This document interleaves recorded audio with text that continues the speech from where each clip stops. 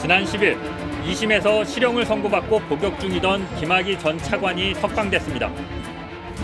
본인이 진짜 없다고 생각하시나요? 어떻게 생각하시나요? 예? 두 번째 석방되셨는데 오늘 대법원 판결 어떻게 생각하세요? 예? 어떻게 생각하십니까? 피해자들한테 사과하실 생각 있으세요? 대법원은 뇌물을 줬다는 증인의 진술을 더 확실히 검증하라며 2심 재판을 다시 하라고 판결했습니다. 곧바로 보석이 허가됐고 김 전 차관은 불구속 상태에서 재판을 받게 됐습니다. 다만 대법원은 김 전 차관이 무죄라는 취지는 아니라고 밝혔습니다. 검사가 면담 과정에서 회유나 압박, 암시 등으로 증인의 법정 진술에 영향을 미치지 않았음을 증명해야 한다고 보아 원심을 일부 파기하였습니다. 이날 대법원은 별장 동영상에 등장하는 여성들과의 성관계는 공소시효가 지나 처벌할 수 없다고 최종 못 박았습니다.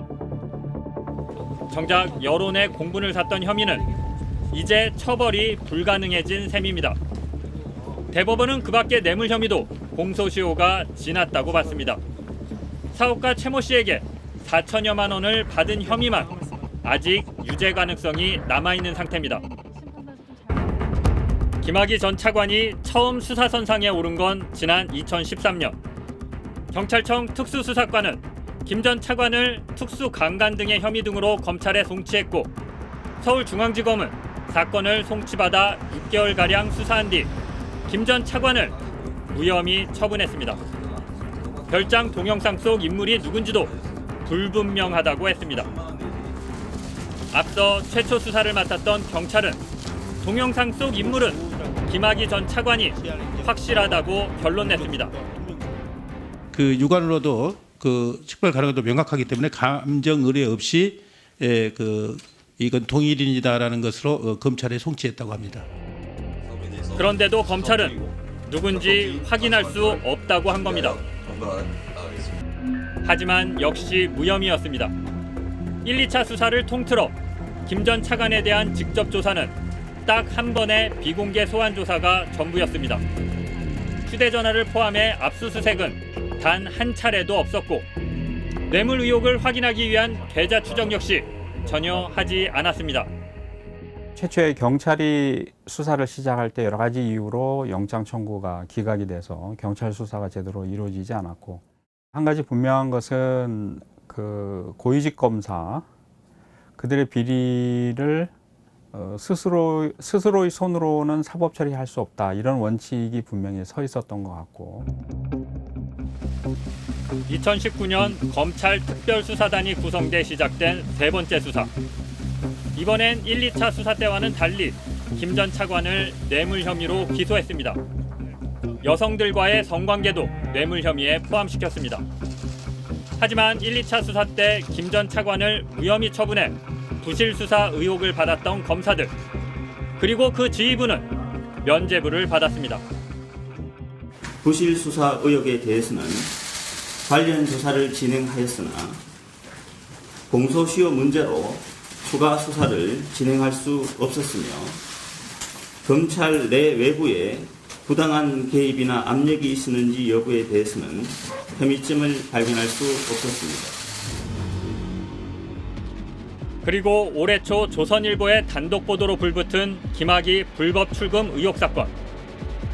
야권은 곧바로 법치주의의 근간을 흔드는 불법이라며 이런 게 정부, 여당의 검찰개혁이냐고 공세를 폈습니다.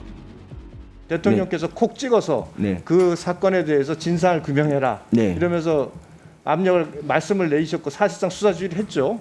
그러다 보니까는 그 법무부나 과거사 진상조사단에서 법에도 근거 없이 그 김학의 장관을 출국 금지시켰다. 뒤이어 검찰은 조국 전 장관, 이광철 민정비서관, 박상기 전 장관도 불법 출금 과정에 연루됐다는 수사 내용을 추가 공개했습니다.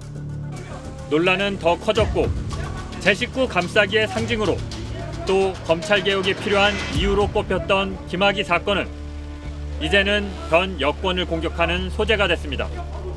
결국 김학의 별장 성접대 의혹 자체는 사라지고 출국 금지 의혹만 남게 됐다는 비판도 나왔습니다. 고위 검사였던 김학의 씨를 봐줬고 김 씨를 봐준 검사들도 봐줬던 검찰. 이런 검찰이 정작 김학의 씨를 출국 금지한 걸 대대적으로 수사하는 게 과연 정의냐는 물음이기도 합니다. 2013년, 2014년에 검찰이 2차례 무혐의 처분을 했었을 때 잘못 처분을 했다는 거거든요. 이거야말로 사실 절차의 문제가 아니라 실체 정의에 굉장히 심각하게 반하는 그런 과거가 있었던 겁니다. 검찰이 지금 김학의 전 차관의 출국 금지가 잘못됐다고 보는 근본적인 원인은 그 사람은 당시로서는 피해자가 아니었다는 거예요. 형식적으로. 온 국민이 이 사람은 범죄자다, 피해자다라고 알고 있는데 왜 법적으로는 이 사람은 피해자가 아니었을까요? 그건 검찰이 그렇게 만들어 놓은 거잖아요. 법을 집행할 때 그 절차가 엄격하게 지켜져야 하는 이유는 그래야 억울한 사법 피해자가 발생하지 않기 때문입니다.